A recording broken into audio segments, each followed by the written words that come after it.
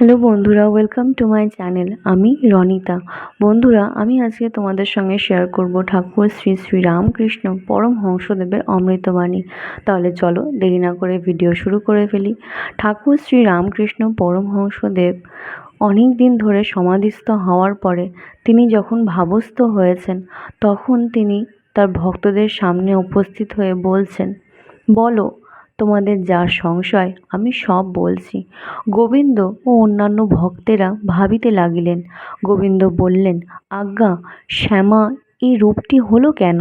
ঠাকুর বলছেন, সে দুর্বল, কাছে গেলে কোনো রং নাই, দিঘির জল দূর থেকে কালো দেখায়, কাছে গিয়ে হাতে করে তোলো কোনো রং নাই। ঈশ্বরের যত কাছে যাবে ততই ধারণা হবে তার নাম রূপ নাই।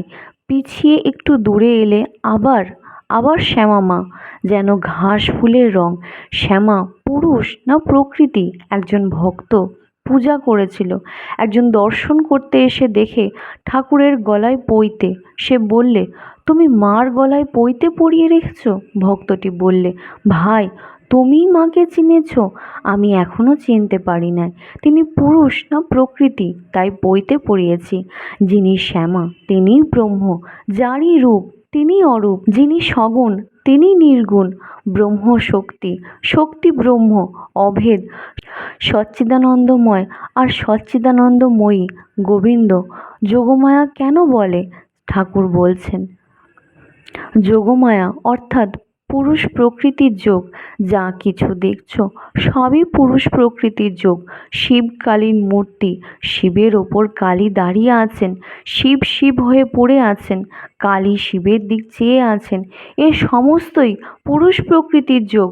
পুরুষ নিষ্ক্রিয়, তাই শিব শব হয়ে আছেন। পুরুষের যোগে প্রকৃতি সমস্ত কাজ করেছেন, সৃষ্টি স্থিতি প্রলয় করেছেন। রাধাকৃষ্ণের যুগল মূর্তিরও মানে ওই যোগের জন্যই বঙ্কিম ভাব। সেই সেই যোগ দেখবার জন্যই শ্রীকৃষ্ণের নাকে মুক্তা, শ্রীমতীর নাকে নীল পাথর। শ্রীমতীর গৌর বরণ মুক্তার ন্যায় উজ্জ্বল, শ্রীকৃষ্ণের শ্যামবর্ণ, তাই শ্রীমতীর নীল পাথর। আবার শ্রীকৃষ্ণ পীত বসন ও শ্রীমতী নীল বসন পড়েছেন। উত্তম ভক্ত কে?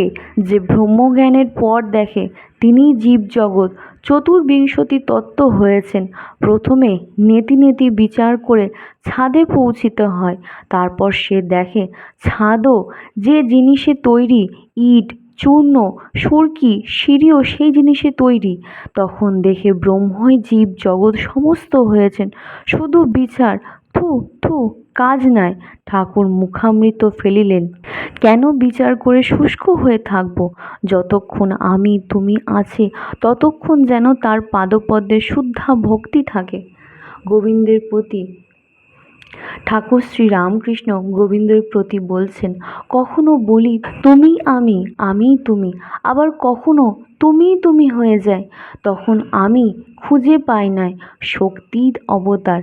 এক মতে রাম ও কৃষ্ণ চিত্তানন্দ সাগরের দুটি ঢেউ। অদ্বৈত জ্ঞানের পর চৈতন্য লাভ হয়, তখন দেখে সর্বভূতে চৈতন্য রূপে তিনিই আছেন। চৈতন্য লাভের পর আনন্দ, অদ্বৈত, চৈতন্য, নিত্যানন্দ। আজকের ভিডিওটা এই পর্যন্তই। তোমাদের আজকের ভিডিওটা কেমন লাগলো আমাকে অবশ্যই জানাবে। আর আমার ভিডিও তোমাদের ভালো লেগে থাকলে তাহলে অবশ্যই আমার চ্যানেল সাবস্ক্রাইব করবে, লাইক করবে, শেয়ার করবে আর অনেক বেশি বেশি করে কমেন্ট করবে। আজকে এই পর্যন্তই, দেখা হচ্ছে নেক্সট ভিডিওতে।